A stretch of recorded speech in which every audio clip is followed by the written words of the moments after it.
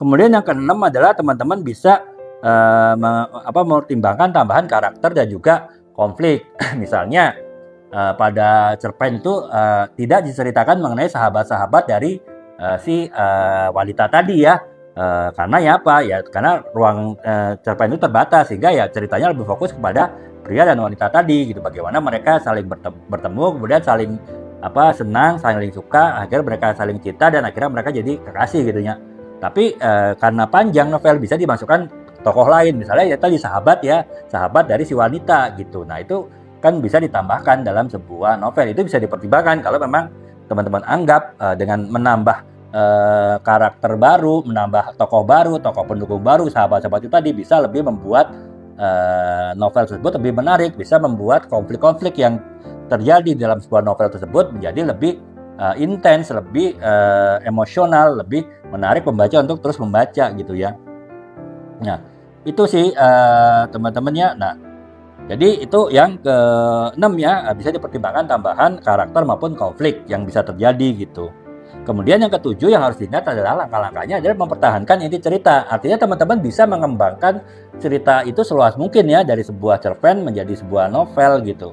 Ya, akan tetapi yang teman-teman harus perhatikan adalah jangan sampai cerita intinya tuh berubah gitu. Jadi misalnya, ya tadi cerita intinya adalah bagaimana seorang pria dan wanita bertemu di suatu tempat, di suatu keadaan, suatu momen, kemudian mereka berkenalan, kemudian lama-lama saling suka, saling cinta, akhirnya mereka menjadi kekasih. Cerita intinya itu, tapi teman-teman tiba-tiba di novel itu tambahkan misalnya kisah misteri gitu. Ternyata misalnya si pria tadi seorang psikopat misalnya, ataupun bukan psikopat ya, mungkin terlalu ekstrem ya. Ya pria tadi itu misalnya adalah orang yang berkepribadian ganda gitu, sehingga di satu sisi dia sangat cinta dengan si wanita, tapi di sisi lain dia benci dengan wanita itu. Nah itu kan berarti inti ceritanya berubah ya, inti cerita cerpen yang bercerita mengenai kisah cinta menjadi kisah seorang yang berkepribadian ganda, sehingga akan sangat berpengaruh dengan kisah cinta mereka kan. Nah itu kan berarti kan sudah melenceng dari inti cerita ya. Nah makanya teman-teman harus pastikan ketika mengembangkan sebuah cerpen menjadi sebuah novel, harus dipastikan inti ceritanya sama. Kalau tadi inti ceritanya adalah bagaimana kisah cinta seorang pria dan wanita, itulah diceritakan terus sampai novel berakhir ya, tentu dengan pengembangan-pengembangan yang tadi saya jelaskan ya teman-teman ya. Itu kurang lebihnya.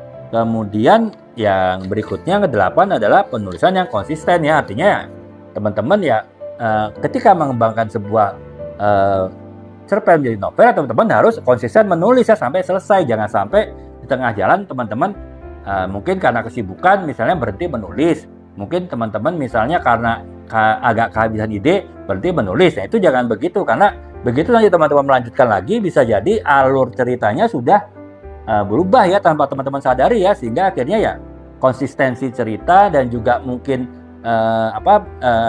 kesesuaian dengan inti cerita itu juga menjadi dipertanyakan ya, karena sudah bergeser, karena sudah lama berhenti ya. Makanya teman-teman harus konsisten ya. Ketika teman-teman memutuskan untuk mengembangkan sebuah cerpen menjadi sebuah novel ya, teman-teman harus pastikan bahwa teman-teman tidak berhenti tengah jalan. Teman-teman harus konsisten menulis gitu ya. Nah kemudian yang berikutnya adalah standar si edit dan revisi. Itu udah pasti ya, semua karya fiksi ataupun non fiksi ya pasti harus diedit dan revisi ya. Ya tentu kalau misalnya kita mengedit sebuah novel dan diangkat dari sebuah cerpen ya sekaligus kita mengecek nih kesesuaian cerita inti dari sebuah novel dengan cerpen tadi ya. Itu jadi kita juga bekerja dua langkah nih, mengecek novelnya sendiri dan juga mengecek sesuai dengan cerpen tadi gitu.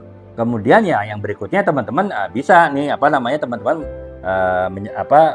mungkin meminta beberapa orang untuk membaca draft novel dari teman-teman tadi ya, terutama orang yang telah membaca cerpen dari yang teman-teman angkat jadi novel gitu, sehingga dan dimintai pendapatnya bagaimana tentang novel tersebut, bagaimana kesesuaiannya dengan cerpen tersebut gitu, dan bagaimana pendapat mereka tentang novel yang diangkat dari cerpen tadi gitu. Nah itu yang ke ini ya yang ke-10. Nah setelah meminta pendapat ya teman-teman ya tentu bisa ini ya bisa